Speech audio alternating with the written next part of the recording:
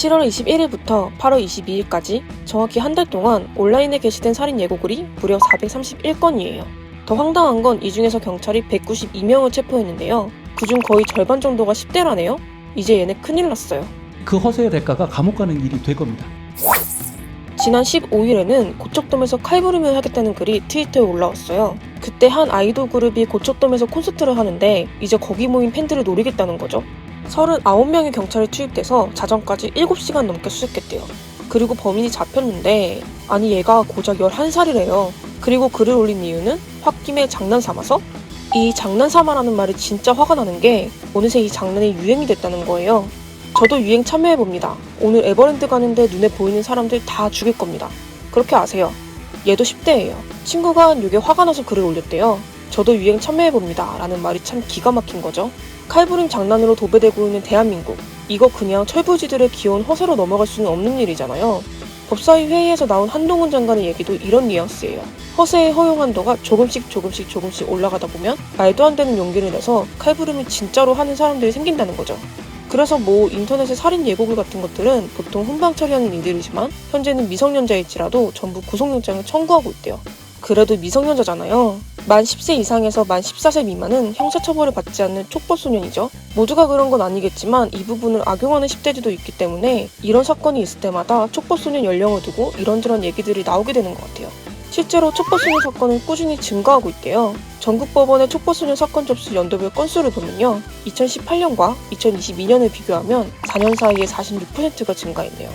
법무부도 작년에 촉법소년의 연령 상한을 만 14세에서 만 13세로 낮추려는 움직임을 보였는데요. 한동훈 법무부 장관은 이렇게 설명했어요. 촉법소년들은 아무리 흉악한 범죄를 저질러도 2년 소년원 송치가 최고 형량인데 이게 아무래도 국민들의 법감정과 맞지 않는다는 거죠. 그치만 당시 법무부의 개정안에 대법원 법원 행정처가 반대 의견을 냈었는데요. 본인의 의지보다는 취약한 환경에 노출되어 범죄를 저지른 어린 소년에게 죄를 묻고 벌을 내릴 수 있냐 이런 말인 것 같아요. 이 문제 또한 쉽게 결정을 내릴 수 있는 문제는 아닌 것 같죠? 잠깐 촉법소년으로 돌아가긴 했지만 칼부림 살인 예고가 10대들만 잡아서 될 일은 아니에요. 최근에는 하다 경찰까지 사칭하면서 살인 예고를 했는데요. 오늘 저녁 강남역 1번 출구에서 칼부림한다. 다 죽여버릴 거임. 직장인 커뮤니티 블라인드 아시죠? 여기에 이 글을 올린 계정을 보니까 소속이 경찰청으로 되어 있는 거죠. 근데 자꾸 보니 경찰이 아니라 그냥 30대 회사원이었어요. 이 사람 과거에 이런 글도 올렸었대요. 누드 사진 찍어보고 싶은 훈남 경찰관인데 사진 찍어줄 누나 있을까?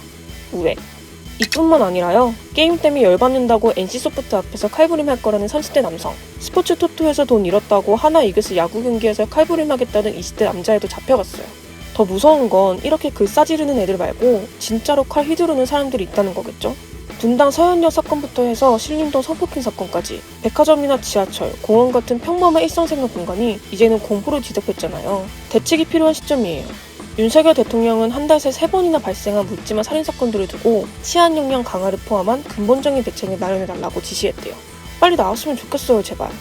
정치권도 나서고 있어요. 사실 초반에는 근본적인 대책을 두고 말도 안 되는 얘기들이 나오기도 했었거든요. 신림역 칼부림 사건의 피의자 조선을 두고 검찰 관계자가 1인칭 슈팅 게임에 빠진 게임 중독자의 살인이라고 얘기하면서 애꿎은 게임이 또 주범으로 등장했었죠.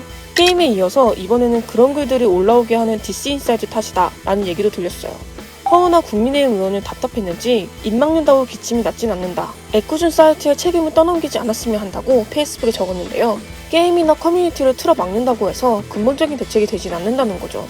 결국 이런 범죄를 예방하기 위해서는 무엇보다도 더 강력한 처벌이 필요하다는 의견이 대다수를 이루고 있는 것 같아요. 실제로 이런 살인 예고글들을 직접적으로 처벌할 수 있는 규정이 지금은 없거든요. 기억나시죠? 신림역에서 여성 20명을 살해하겠다며 쿠팡에서 사시미 칼을 구입한 내역까지 인증한 30대 남성이 있었는데요. 살인한다고 했으니까 살인 예비죄 아니야? 할 수도 있지만 실제로 적용된 혐의는 그냥 협박죄래요. 살인 예비죄를 적용하려면 진짜 구체적으로 장소나 범행 방식을 계획하거나 누구를 정확히 특정해야 한다는 거예요. 여성 20명을 살해하겠다는 내용은 불특정 다수에 해당되는 거죠. 살인 예비죄는 10년 이하의 징역에 해당되지만 협박죄는 3년 이하의 징역 또는 500만 원 이하의 벌금이에요. 이렇게 많은 사람들을 공포에 떨게 하고 사회적으로 혼란을 가져온 범죄치고 너무 가벼운 거죠. 법무부에서도 지금의 상황을 해결할 수 있는 건 엄벌주의라고 판단한 것 같아요. 물론 여론은 왜 사용 안 시키냐 인데요. 한동훈 장관도 사형제 부활은 조심스러운 입장이에요. 만약에 사형을 집행하게 되면 EU와의 외교 관계가 심각하게 단절될 수 있는 문제입니다. 라고 하는데요. 그 대신 법무부에서 추진하는 것은 가석방 없는 종신형이에요. 말 그대로 20년 이상 복역한 모범수더라도 가석방될 일이 없는 무기징역인 건데요. 미국을 포함해 여러 선진국에서 도입하고 있는 제도예요. 그 밖에도 정치권에선 흉악법을 더 효과적으로 제압하기 위해서 경찰의 정당방위를 확대해야 한다. 판사가 중증 정신질환자를 입원시킬 수 있는 사법 입원제를 도입해야 한다. 불특정 다수를 협박했을 때 적용할 수 있는 공중협박죄를 신설해야 한다 등등등 여러 대책들이 나오고 있는데요. 조금 신박한 건 안철수 국민의힘 의원이 얘기한 전국민 정신건강검진이에요. 전 연령대에 거쳐 2년에 한 번씩 정신건강검진을 실시하고 정신질환자에게 의료비의 90%를 건강보험에서 지원해야 한다고 하네요. 사실 위에 나온 대책들도 중요하겠지만요. 묻지마 칼부림이 하나의 사회적 현상이 되어버린 이상 특정 개인의 문제보다는 사회적인 관점에서 왜 이런 일들이 일어나고 있는지에 대한 고민이 좀 더 필요할 것 같습니다. BBC 기사에 나온 것처럼 묻지마 살인의 묻지마가 한국의 고유명사가 될 순 없잖아요. 오늘 영상은 여기까지고요. 저희는 다음 이슈로 다시 돌아오겠습니다. 시청해주셔서 감사합니다.